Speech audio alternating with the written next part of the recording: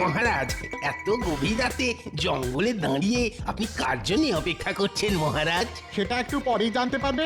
তোমার এত উতলা হবার প্রয়োজন নেই। ঘুম পেলে ঘরে গিয়ে ঘুমিয়ে পড়ো। তা কেন মহারাজ? আমার জ্ঞান পিপাসু হৃদয় শুধু ওই একটু আপনার অপেক্ষার কারণ জানতে চাইছিল আর কি। আসলে অনেকক্ষণ ধরে ঠায় দাঁড়িয়ে অপেক্ষা করছি তো, তাই আর কি। ওই তো চলে এসেছে। চোখ মুখ তো কালো চাদরে ঢাকা। তা আপনি কে মশাই? প্রণাম বর্ধমান নরেশ। হ্যাঁ, কৃষ্ণনগরের মন্ত্রী।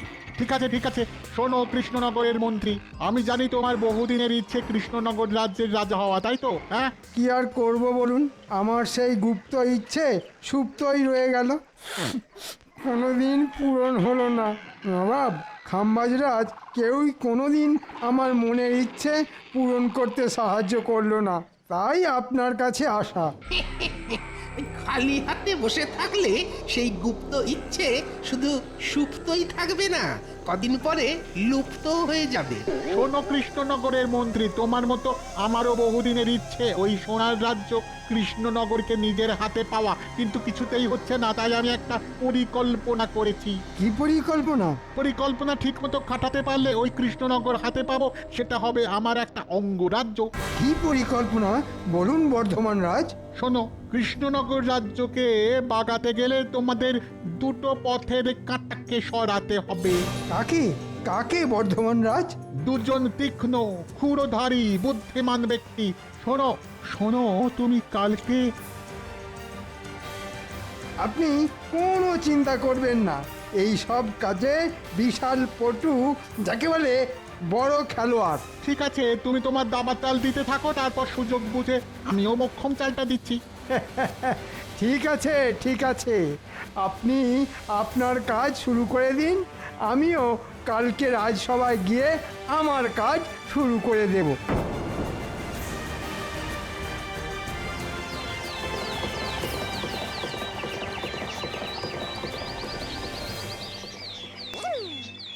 ধুর ধুর, ভালো লাগে না। গিন্নি সকাল সকাল একটা এত বড় থলে হাতে ধরিয়ে বলে দিল বাজার নিয়ে এসো। টাকাগুলো যেন খোলাম কুচির মতো উড়িয়েই দিল। এই সকাল সকাল এটা কে রে বাবা, ঘোড়া ছুটি আসছে। চেহারার গঠন কাঠামো তো একটা মন্ত্রী মশাইয়ের মতো মনে হচ্ছে।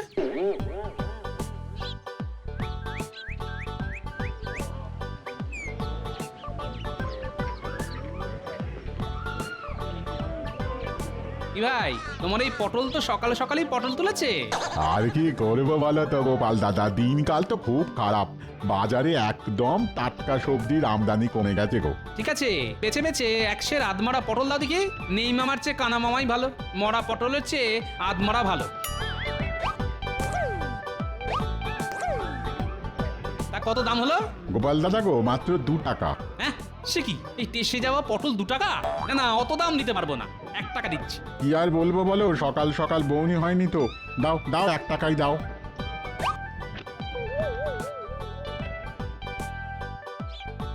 দেখেছো মানুষটাকে কোন কাক ভরে বাজার আনতে পাঠিয়েছি, কিন্তু এখনো ফেরার নাম গন্ধ নেই। কখন রান্না যে হবে আর কখন রাজসভায় যাবে, দূর দূর দূর, আমার হয়েছে যত জ্বালা। এলো গিন্নি, সকাল সকাল এত চিৎকার চেঁচামেচির কে আছে শুনি? ওই ওই এতক্ষণে বাবুর সময় হলো বাজার থেকে বাড়ি ফেরার। হ্যাঁ, দেরি হবে না? এমনিতেই এই টাকফাটা আগুন গরম, তার উপর বাজারেও আগুন দাম, দেরি তো হবেই। তা বাজার থেকে কি এনেছো দেখি? এই নাও ধরো।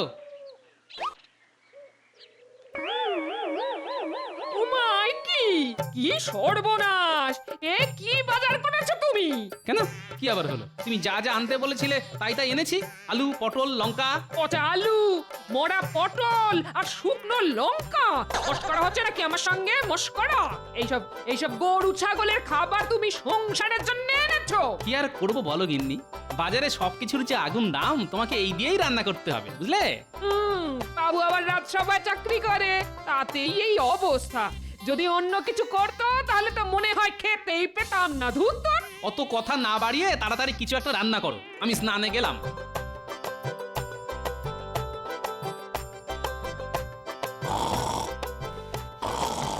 তখন থেকে কার যেন একটা নাক ডাকার আওয়াজ পাচ্ছি।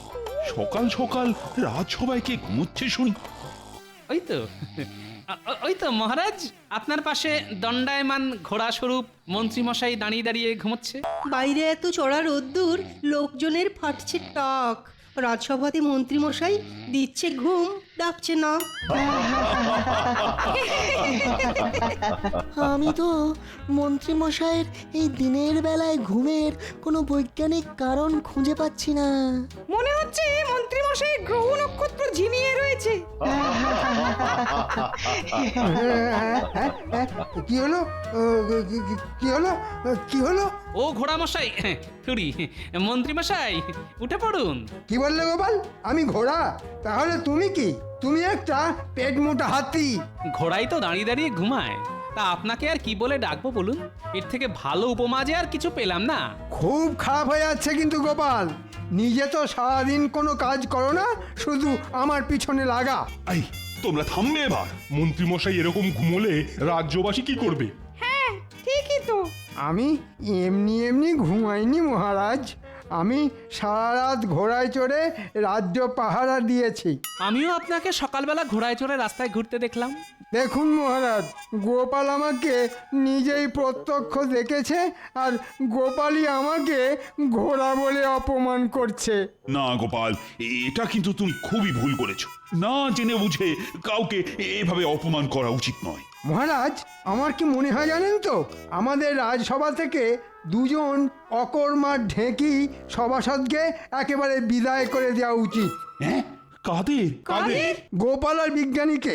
কেন মন্ত্রীমশাই, আমি আবার আপনার কি পাকা ধানে মই দিলাম? হ্যাঁ, সত্যি তো, আমি আবার কি করলাম?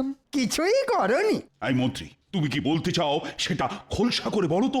দেখুন মহারাজ, আমাদের সভাসদদের সকলেই কোনো না কোনো কাজ করে, কিন্তু গোপাল আর বিজ্ঞানী কোনো কাজই করে না, শুধু আসে বসে আর গল্প করে। কেন? আমি গবেষণা করি। তোমার গবেষণায় তোমার জ্ঞান বাড়ে, তাতে রাজ্যের কি উপকার হয় শুনি? হ্যাঁ, হ্যাঁ ঠিকই তো। মহারাজ, আমি তো যে কোনো বিপদ এলেই তাতে ঝাঁপিয়ে পড়ি, রাজ্যকে বাঁচাই। সেসব অতীতে যা যা করেছো সব ভুলে যাও। ভবিষ্যতে কি উপকার করবে তার কি ভরসা আছে? তা বলে রাজসভা থেকে তাড়ানোর কি যুক্তি? গোপাল, আমিও কিন্তু মন্ত্রীর সাথে একেবারে একমত। তুমি আর বিজ্ঞানী রাজসভায় কোনো কাজই করো না, আর তাই তোমাদের দুজনকে রাজসভায় রাখাই অনুচিত। আর সে কারণেই তোমাদেরকে আজ থেকে রাজসভায় ছুটি দিয়ে দিলাম। না না মহারাজ, এরকম করবেন না।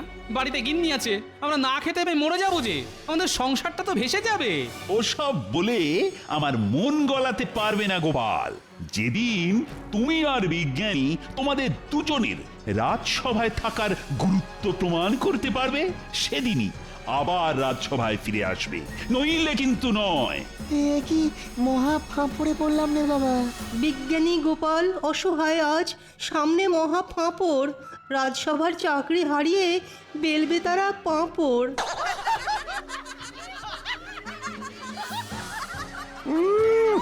এমন পেঁচ দিয়েছি একেবারে একেবারে সব দিশাহারা হয়ে গেছে। বিজ্ঞানী গোপাল বিদায়।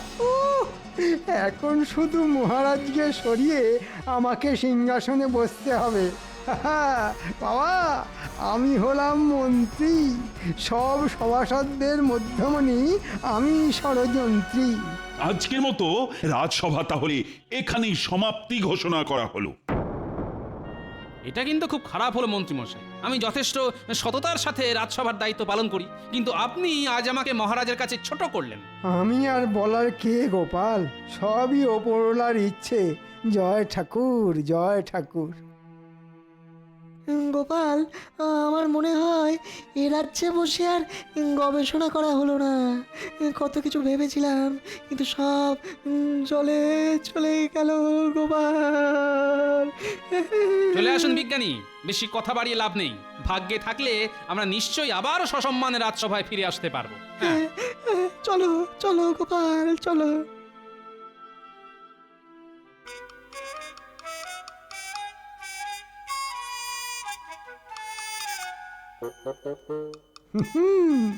তোমাদের রাজসভা থেকে তাড়িয়েছি, এবার তোমাদের রাজ্য থেকে বিদায় করব। হাহা।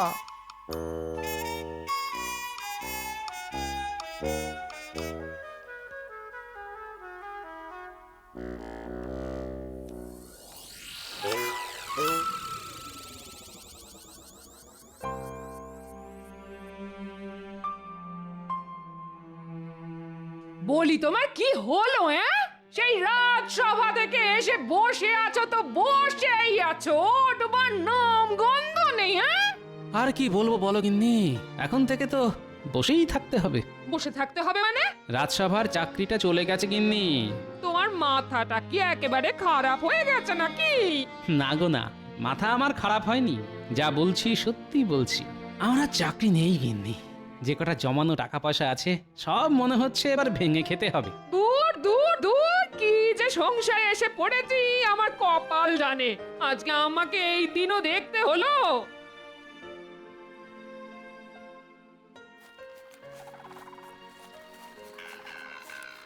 কি ব্যাপার মন্ত্রী মশাই, হঠাৎ করে আমাদের সাথে দেখা করতে এসেছেন? তা পথ ভুলে নাকি? আরে না রে না, একটা কাজের কথা বলতেই এসেছি।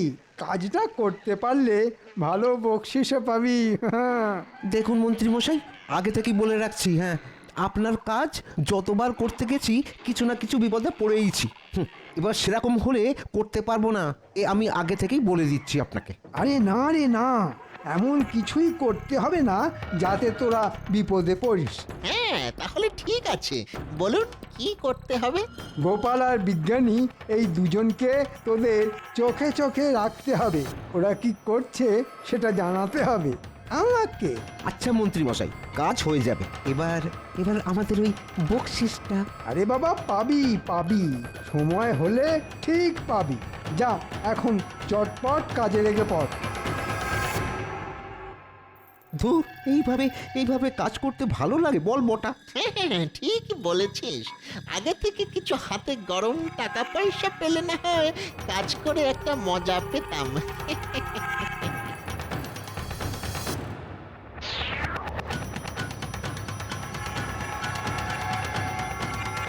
ওরে বটা, গোপাল তো ওই বিজ্ঞানীর বাড়িতেই ঢুকছে রে, আমাদের খাটুনিটা কমে গেল।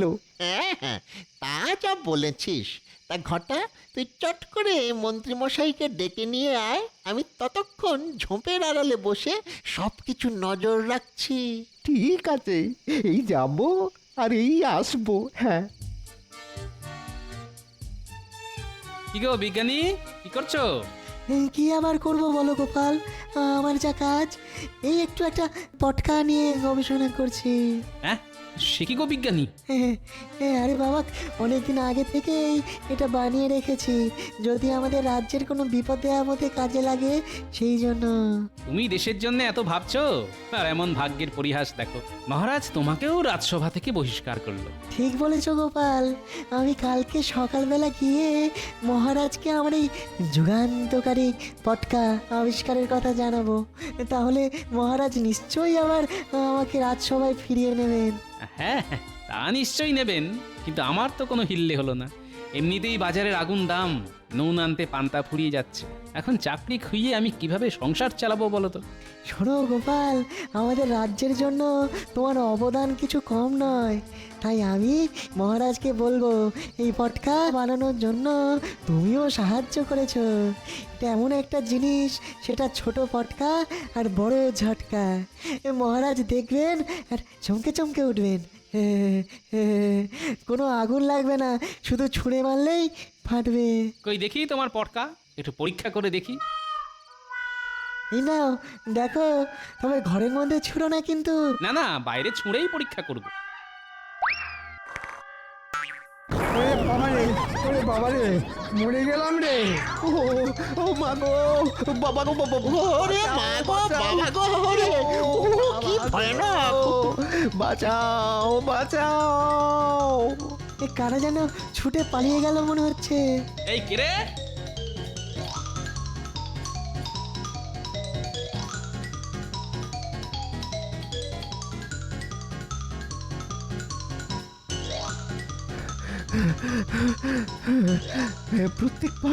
প্রত্যেকবার আপনার সাথে এসে কোনো না কোনো বিপদে পড়েই যাই। হুঁ, ঠিক আছে তোরা বাড়িতে যা এবার গোপাল আর বিজ্ঞানী যা ব্যবস্থা করার আমি করব।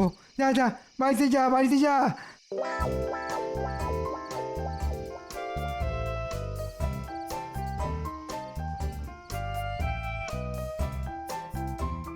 মহারাজ, হে বাবা, হে কি অবস্থা তোমার? আর বলবেন না, সবই গোপালের কীর্তি। তাড়াতাড়ি সৈন্য সামন্ত নিয়ে বিজ্ঞানীর বাড়িতে চলুন, নইলে এর থেকে ভয়ঙ্কর অবস্থা আপনারও হতে চলেছে। কি বলতে চাইছো কি মন্ত্রী? জানেন মহারাজ, আপনি বিজ্ঞানী আর গোপালকে রাজসভা থেকে তাড়িয়ে দিয়েছেন বলে না, গোপাল আর বিজ্ঞানী পরিকল্পনা করে রাজবাড়ি রাজসভা সব উড়িয়ে দিতে চাইছেন। কি বলছো কি মন্ত্রী? চলো তো, প্রহরী। বলুন মহারাজ। চলো এক্ষুনি চলো, তোমাকে আমার সাথে বিজ্ঞানীর বাড়িতে যেতে হবে। যথা আজ্ঞা মহারাজ। তাহলে বিজ্ঞানী, কালকে এই পটকা নিয়ে রাজসভায় যাব। না, রাজসভায় ফিরে আসার স্বাদ আর কোনোদিনও পূর্ণ হবে না গোপাল। তুমি কি ভেবেছ তুমি আর বিজ্ঞানী রাজসভা উড়িয়ে দেবে? হ্যাঁ, সে স্বপ্ন কোনোদিনও পূর্ণ হবে না গোপাল। এ কি মহারাজ, মন্ত্রীমশাই আপনারা এখন? কেন, তোমাদের গোপন পরিকল্পনা ধরে ফেলায় খুব চমকে গেছে মনে হচ্ছে। কি যাতা বলছেন মন্ত্রীমশাই? বিজ্ঞানী তো ভেবেছিল এই ছোট ছোট পটকাগুলি মহারাজকে দেখাবেন, তাহলে আমাদের রাজ্যের সুরক্ষায় অনেক সুবিধে হবে। হ্যাঁ মহারাজ, আজ সকালে মন্ত্রীমশাই বলেছিলেন না যে আমি কিছুই করি না, কিন্তু সেটা একদম ভুল কথা মহারাজ।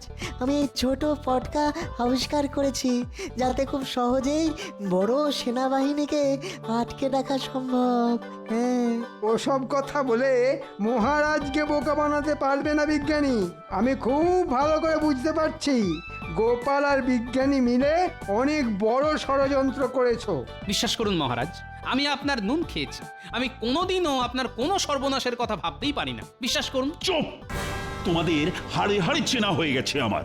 আজ এক্ষুনি তোমরা পোঁটলা পুঁটলি গুটিয়ে রাজ্য থেকে বেরিয়ে যাও, আর কোনোদিনও যদি রাজ্যে ফিরে আসো তাহলে তোমাদের দুজনকেই আমি শুলে চড়াবো।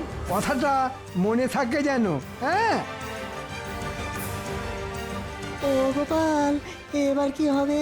সবই ভাগ্যের পরিহাস বিজ্ঞানী, ভাগ্যের পরিহাস। যে মহারাজ একদিন আমার গলায় মুক্তোর মালা পরিয়ে দিয়েছিলেন, তিনি আজ আমাকে রাজ্য থেকে তাড়িয়ে দিচ্ছেন।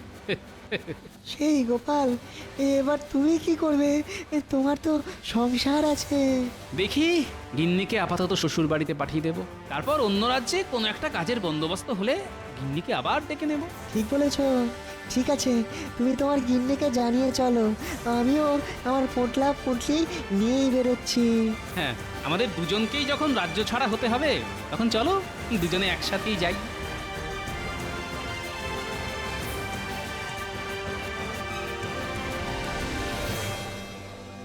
আর বেশি পথ নয় বিজ্ঞানী, এই গুহার রাস্তা পেরোলেই আমরা কৃষ্ণনগর রাজ্যের পশ্চিম সীমানা পেরোবো।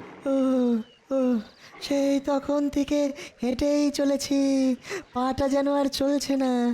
একটু কথা বসে বিশ্রাম নিলে হয় না গোপাল? চলো তাহলে ওই গুহার ভিতরেই না হয় রাতটা কাটিয়ে দিই, তারপর কালকে ভোর হতে না হতেই অজানার উদ্দেশ্যে আবার বেরিয়ে পড়বো। হ্যাঁ, তাই চলো।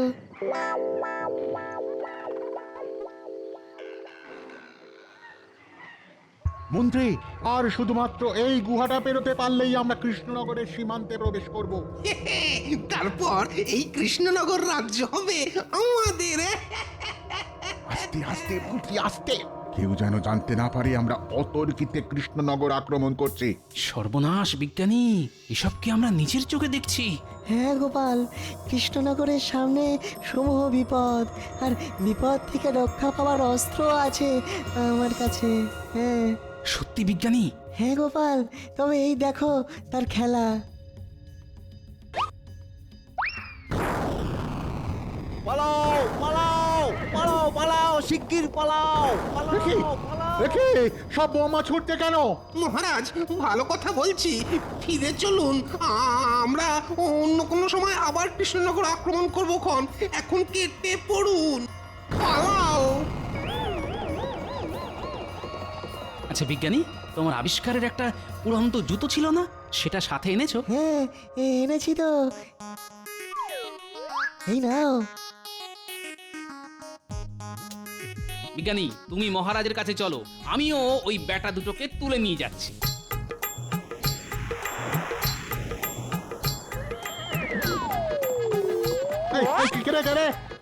ছাড়ো ছাড়ো ছাড়ো বলছি, ছাড়ো, খুব খারাপ হয়ে যাচ্ছে কিন্তু। ওপর থেকে এখন ছেড়ে দিলে না, এখানেই ফুটুস দুম হয়ে যাবেন আপনারা।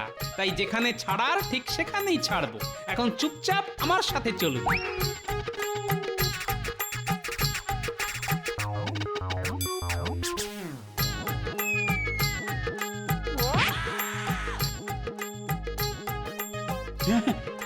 গোপাল, এখানে উড়ে উড়ে আপনার অগোচরে এই বর্ধমান রাজা, মন্ত্রী আর সেনাদল সবাই মিলে আমাদের রাজ্য আক্রমণ করে। তখন আমি আর গোপাল মিলে আমার বানানো বোমা দিয়ে ওদের আক্রমণ ঠেকাই। সব সেনারা পালিয়েছে, শুধু এদেরকে ধরে এনেছে গোপাল। হ্যাঁ, আমার মাতৃভূমি বলে কথা। তা রাজ্য যখন বিপদে, তখন তাকে না রক্ষা করে কি করে যাই বলুন তো মহারাজ? সব সব হয়েছে ওই মন্ত্রীটার জন্যে। ও বলল ঠিক কায়দা করে গোপাল আর বিজ্ঞানীকে কৃষ্ণনগর রাজ্য থেকে সরিয়ে ফেলবে, আর রাজ্য হাতাবো আমরা। সব পরিকল্পনায় জল ঢেলে দিল। মন্ত্রীর এত বড় সাহস! দেখলেন মহারাজ, আমরা নির্দোষ, শুধু শুধু আমাদের ফাঁসানো হয়েছে। আজ আমি মন্ত্রীকে ছাড়বো না, বেটাকে মেরেই ফেলবো। প্রহরী, তুমি এই বর্ধমান রাজার মন্ত্রীকে বেঁধে রাখো, আর মন্ত্রীকে আজ আমি উচিত শিক্ষা দেব। আর গোপাল, বিজ্ঞানী, তোমরা আমায় ক্ষমা করো। ভুল বুঝে আমি তোমাদেরকে অনেক কথা বলেছি, কিছু মনে করো না যেন। আজকে থেকে তোমরা আবার সসম্মানে রাজসভায় আসবে। তোমাদের এই উপকার আমি কোনোদিনও ভুলবো না। সবই মহারাজ বিজ্ঞানীর আবিষ্কার করা ছোট পটকার বড় ঝটকার কামাল। আর এখন আমি মন্ত্রীকে একটা ঝটকা দেব। দাঁড়াও মন্ত্রী, দাঁড়াও বলছি, দাঁড়াবে মন্ত্রী। ভুলে গেছে, দাঁড়াও বলছি, ভুলে গেছে মন্ত্রী। মহারাজ।